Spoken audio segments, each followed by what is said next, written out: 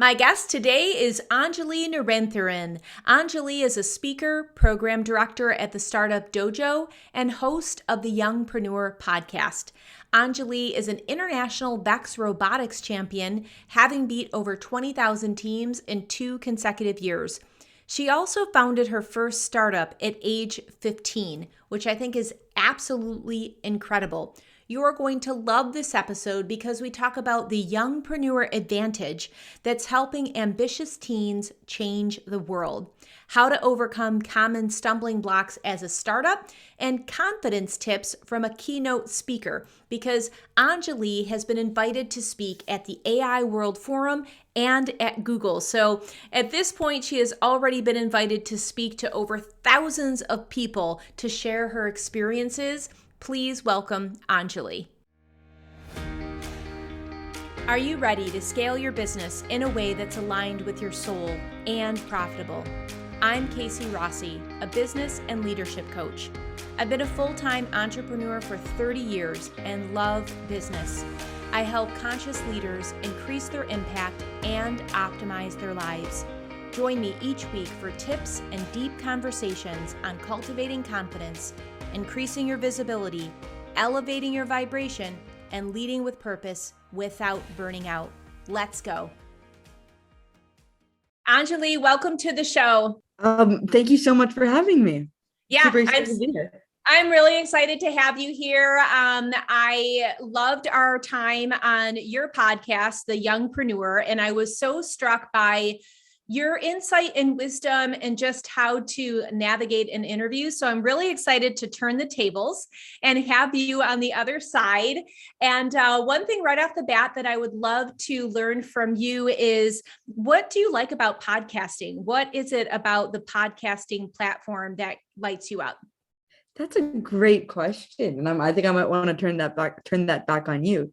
But for me, it's really about connecting with people. I love the opportunity to get to connect with people and hear the really authentic stories of all the amazing individuals we interview. So for me, I actually started my podcast during the peak of COVID. And as a really extroverted person, I was losing my mind. I was absolutely losing my mind in the house. This is back when like everyone was, at least where I live, was freaking out and we were all quarantining. So I was losing my mind. And for me, the natural solution to that was, okay, I got to talk to people. I got to meet new people. So it started off as just conversations, which turned into recorded interviews, and that turned into the podcast, which has grown over the last couple of years. And we're now going to be publishing our 100th episode soon. So that's pretty cool. Congratulations. That's awesome. I love that. And I hope you're taking some time to celebrate the win, because we far too often just focus on our to-do list and our next episode. So how are you celebrating your 100th episode? So we're running a really cool contest. So you can check us out on Instagram when that goes up, and tune in for the details for that exciting contest. Yeah, that's cool. Yeah, that's very, very fun. So I want to share with our listeners that you created your first startup at age 15, because I think that that is awesome. And I'm wondering what sparked that entrepreneurial spirit. Mm-hmm. I ask this sort of question to our guests a lot of the time, because we also feature a lot of founders. It's a lot harder when the questions you ask are turned back on you, funny enough. But I guess for me, what started that entrepreneurial spark? I guess I've always been like the kind of kid who just likes messing around with things and figuring out how things work. So that started with me being a total nerd growing up. So like living at my robotics club throughout my childhood, and spending like at least 20 hours a week in high school, just like being a nerd. So I just really love like figuring out how things work and trying to figure out if I can make things better. So when I founded my first startup, it wasn't really from a place of like, oh, I want to build something. Oh, I know what a startup is and I want to build a startup. It was more of like, I saw a problem, and as a person who just gets annoyed by like problems a lot, I was like, okay, this one particularly annoys me, and I really want to do something to fix it. So for me, it was access to tech education. Like I was super passionate about tech education. At 15, I was realizing all my girlfriends were dropping out of it because they hadn't been exposed. So that organization I built up in high school was around exposing young kids to tech in a similar way that I had the privilege of, but making that more widespread. So we grew up an organization around that.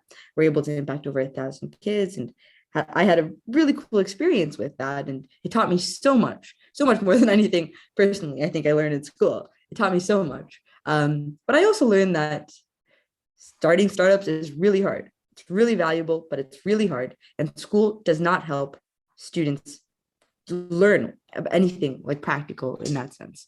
So that's actually the segue into the current startup or the current startup I work at, Startup Dojo, where we help teens build ventures. So yeah, I guess we'll talk a bit more about that later on, but that is the whole story, segue, backstory behind where we're currently at. I love that. And I am a true believer that being an entrepreneur and having that development drive is in our DNA. And so I love the fact that you had those basic pillars of seeing a problem and knowing how to fill the solution, being that solution, being a change agent, and having the moxie to start something from nothing. Because I agree with you, like that is not an easy thing to just be looking at a white piece of paper and have to create something, but not only create something, but have success and inspire others to do the same. So kudos to you. I love that. I love that you're on your, how many iterations is it now? Like, how many iterations have you had since 15? You're 19 now, right? Yeah. So I'm not running that venture from high school anymore, but I guess I'm on business number 2, which is Startup Dojo. Yeah. And then I guess respectively, that's gone through a ton of iterations. Yes. How you break down the iterations, but it's gone through a ton. I love it. That's awesome. I was actually just listening to a snippet from J-Lo, and she was talking about like one of her facial serums. And she's like, it took like 19 or 20 iterations for this serum to be able to like have the qualities to stick my name on it. So yes, I think being an entrepreneur, we have to be open to iterating and then iterating again. And like Seth Godin talks about, we create something and we ship it. And then we get that market research from our clients, and then we create some iterations and reship it. So that is a winner's mindset for sure. And I think that it prevents stagnation. I think one of the things I heard you say is that young people have an advantage because they are not limited to old mindsets and beliefs. I absolutely love that, being a mindset coach myself. And I thought that it was just laced with a lot of wisdom. So I would love to hear more of your take on that. Yeah, thank you so much for bringing that up. I do love that point, and I do really believe it. I guess I don't think so the reason that I really believe that is because I don't think my story is very unique. I think, it's interesting that I maybe like was able to like go out and start that venture in high school, but I don't think I was unique in the sense that like I'm the only kid that age who is passionate about problems and wants to solve them. I think most young people are really passionate about what's going on in the world and do have a really deep desire to do more than just going to school and doing like what society expects of them, right? Like teenagers have all the capacity of adults, but they're treated like children. And I feel like for most young people, that can be really frustrating, that they know they have so much untapped, unharnessed creativity and potential, but you don't really know what to do with it. There's nothing that gives you an outlet to do that sort of thing. So I'm really passionate about that. And I really believe in young people because, there's so much raw potential, so much raw creativity. And I think almost everyone has a really strong desire to do more. It's just really hard to find that support system. And also to the point about mindsets. I totally agree with that. Growing up, I think you face challenges that influence how you see the world. Some of them for the better, some of them for the worse. So one of the privileges of being young is that you don't know what isn't possible. So you end up trying crazy things.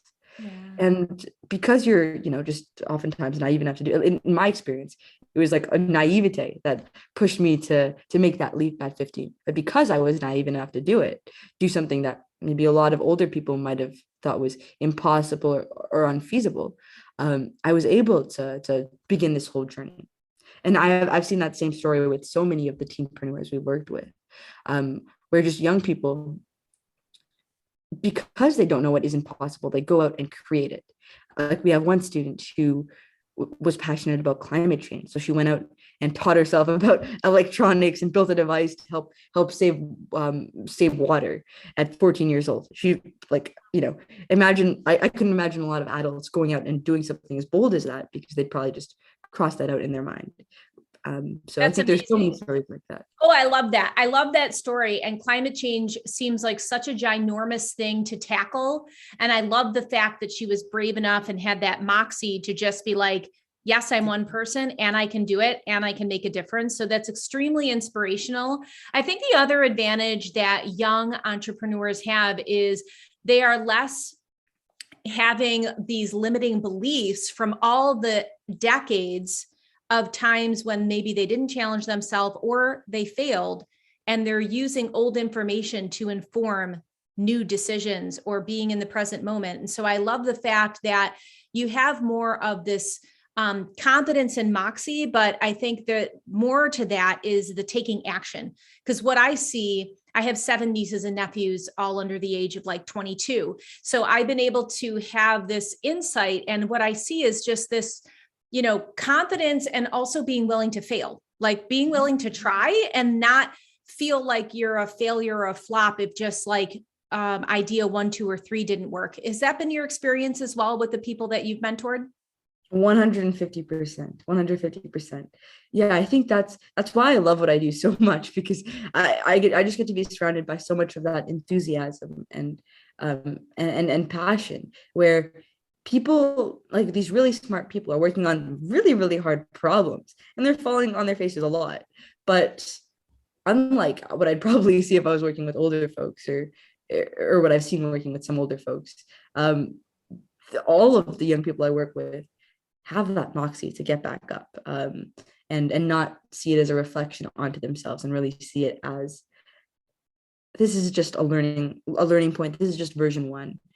Um, and I mean, there are tons of factors that go into it, right? Like not having lots of responsibilities to external forces in the world, not having to take care of a family, not having to pay a mortgage. So not saying that that is not uh, like that is not valid, but I think young people have this really cool opportunity where we have the passion, we have the drive, and we also have the freedom of not being tied down to a lot of things. So failure is something that we're much more open to because of our mindsets, but because of our circumstance. And we have a really unique opportunity, below the age of 20, 25 or whatever, to really jump in and chase this freedom that we have. So that's another big reason of why I'm so excited about all of our startup founders and Startup Dojo. Yeah, that's awesome. I feel like there's no better time to foster that and to create a business and to take a leap of faith than now with all of our advanced technology. And you can really start a business on a shoestring, and if you've got the passion, which really that passion and enthusiasm, which one, you're really blessed to be around that natural energy. So that's amazing. Good for you that's coming into your immediate surroundings. And 2, I really feel like skills can be learned, but the passion and the enthusiasm can't be taught. It can be caught. And so to be around people with that kind of energy, I feel like there's a special magic and a momentum that comes from that. So I love that you're doing that. I love the work that you're doing with Startup Dojo. You mentioned one of the stumbling blocks for youngpreneurs is that support and direction, and maybe being discredited because of their age. So I feel like you're filling this gap in such a beautiful way to say, like, 1, you're not alone. 2, if I can do it, you can do it. And 3, the sky's the limit. Like, let's go for it. So I would love it if you could share an additional story. You did touch on the one individual that went through Startup Dojo that had that really nice climate change, connection. But I would love it if you could share another case study of somebody that's been through your program and what was that transformation like for them? Yeah, I've had the privilege of working with some awesome founders, all high school aged. So let me think of a good story. So I guess I can give you like an overview of some cool founders that we've had in our program. So we had one high school student who was really passionate about education, um, very shy coming into the program, but she's very keen on on solving problems and very keen on access to education. So this is at the beginning of COVID. She joined us, and she realized that COVID was having an unfair impact on the education of a lot of kids, most kids, especially those that weren't at super well funded schools, right? Because now they were being forced online. The schools they were at did not have the capacity to really deal with it properly. So lots of kids were just falling behind and there was nothing they could do about it. Like across like entire schools, you were seeing like big problems. Um, so she was really passionate about that. And she wanted to figure out how she could help level the playing field by connecting students with one another to unite and come out of this stronger. So what she did was she built a peer-to-peer tutoring platform, but like totally built it from scratch. Like, I was amazed at like she built out everything. She built this really cool peer-to-peer tutoring platform where older students who understood topics could sign up, get volunteer hours, and then younger students could also sign up and get access to those mentors. So now you were having this information exchange from students, totally free, where both sides are benefiting and learning a lot from the exchange. And we're also tackling that big issue that we were seeing, especially coming out of COVID. So that was really cool. And now she's working with a national nonprofit to take that across the country. So very exciting to see that progress. That's incredible. I got the chills. I can think of many people right off the bat that would be so helpful. And I feel like, especially with the tweens and below, they really look up to the teenagers. They really listen to them. There's like this opening and there's I think a deeper respect because there isn't such an age gap. And so I can see where that would be a beautiful match. That's amazing. I love that. That's awesome. And I think too, there was a lot of wisdom there in that development, because during COVID and during lockdown, we were all craving a sense of belonging and community. And so that really fills the emotional gap that was happening in the time, in addition to the learning and educational exchange. Yeah. I mean, I think it's so cool to see these ideas come up. And I mean, I've experienced it with the businesses I've built, but watching other people also build businesses, I've seen this over and over again, where you try to solve one problem. And a lot of the time you have positive, if you really care about, helping people and solving that problem, a lot of the time there are positive externalities where you're actually solving some other problems too. And I think it's so cool to see that process that you mentioned. Yeah, that's the beauty of the positive ripple effect. And I feel like it just can keep on going and it's contagious. It's like the circle of happiness, where it's just like, you inspire me, I get the chills, I go and tell 10 people, they're inspired, and it just like continues to go on. Now, earlier, Anjalee, we talked a little bit about Moxie, and I know you were invited to be a keynote speaker at the AI World and the Google Forum, which hats off to you. That absolutely takes a lot of Moxie. And I'm wondering if you have any confidence tips for the listeners. That's a great question. Let me think about that. For me, I'm never someone who is a natural speaker. And I guess at first when I was invited to do all these speaking events, I was so scared. I was terrified. Like the first big thing I did was at Google.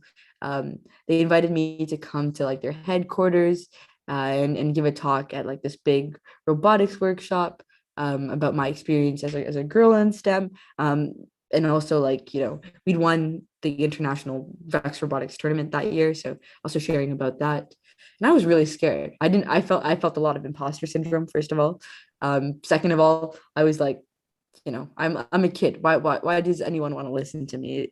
Like, there were executives, big shots from Google in the audience who are trying to listen to me, and I'm a 15-year-old kid, and I don't feel like I know anything. And now you're asking me to speak, like, that's terrifying. I don't feel like I should be here. So yeah, I'm not someone who naturally had that like confidence of like, yeah, I got this. It was definitely really, really scary, super, super scary. So I guess I'll think through like how I personally got through that big hurdle, which was my first big speaking event, and getting over all the imposter syndrome and fear that came with that. And I think the secret is that I don't think I really got over it. It wasn't like I was preparing and all of a sudden I wasn't scared one day. No, I was scared. I was scared the entire time. The entire time I was preparing. A lot of those feelings stuck with me through the process. But it was really about, I think, and this is a similar idea with um, being a founder. It was really about acknowledging the fear, letting myself feel it, but then being like, that's okay. I'm still going to try anyways. Like, at the end of the day, what is the worst that can happen, right? Like, I'm scared. That's okay. I'm going to let myself feel that fear, and I'm just going to try my best. I'm going to try my best. And then repeating that to myself throughout the process. There were times I wanted to quit. Yeah, for sure. There were times I wanted to just call in and say, I don't want to do it. Yeah, for sure. But I guess like that kind of mantra and that kind of attitude going through the process made sure I stuck with it. And I was able to do it. And once I'd done that first big speaking event, I had confidence from sticking with it. And it wasn't perfect. It 100% wasn't perfect. I think I walked up with like, my collar all messed up, and someone had to fix my collar before I went up stage because I was that nervous. Like, it was not perfect at all. But because I'd done that first really scary thing, now when I got asked to do the next speaking event, I had a higher level of confidence, a higher baseline. And I think that's what it's about. It's about being okay with being scared more than you can imagine, doing the thing, and then just accept that and understanding that once you get through it, you're going to be stronger and better. And that's what will increase your baseline confidence. And it's that process of just keep on keeping on that lets you build it. Oh my gosh, I love that so much. You had tons of wisdom packed in that. And so just to rewind and break it down, what I'm hearing is perspective, really stepping back and saying like, wait a second, like it's going to be fine. Like, I'm not going to die if I do this, like getting perspective, and then really tapping into your mindset and a mantra of really continuing to say like, I got this, I can do this. Like, what's the worst that's going to happen? I'm going to do it anyway, feel the fear and do it anyway.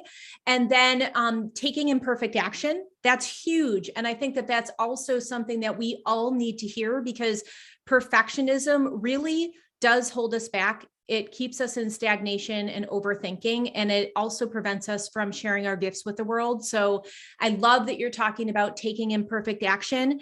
And I think the biggest piece of wisdom that you just shared in that is the fact that confidence comes from action. You are not going to improve the skill, because I believe that confidence can be learned, by thinking and not doing and quitting and preventing yourself from feeling the fear and doing it anyway. So that is the biggest takeaway, is committing to taking imperfect action, but underscoring the word action. So wow, amazing. I love it. How can people learn more about the Startup Dojo and Anjalee's world?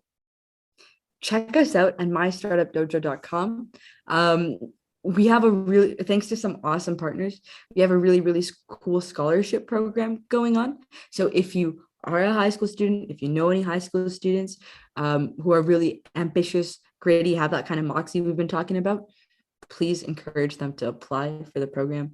It's really cool. On top of all the educational content and everything, teenpreneurs get connected with really amazing luminaries. Like, we're talking like CEOs of multi-million-dollar companies and so much more. Academics from the best schools in the country, from the best business schools in the country, sharing their knowledge and their wisdom with our teenpreneurs. So really the best possible batch of mentors. We make them accessible to all of our teenpreneurs.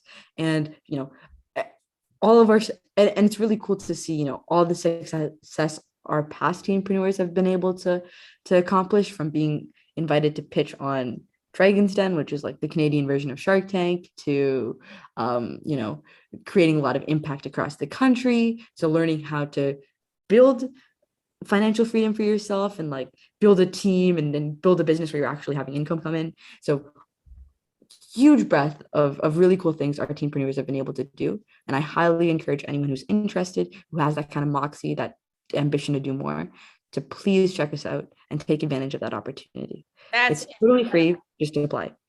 Oh, that's incredible. I will make sure to put that link in the show notes so people can easily find you if they're resonating with this message, which I don't know how they can't be. I know that my listeners are absolutely going to catch a spark of inspiration from you today. So thank you. And one last bit, if you wanted to leave some bright light wisdom, what would you like to share today with our listeners?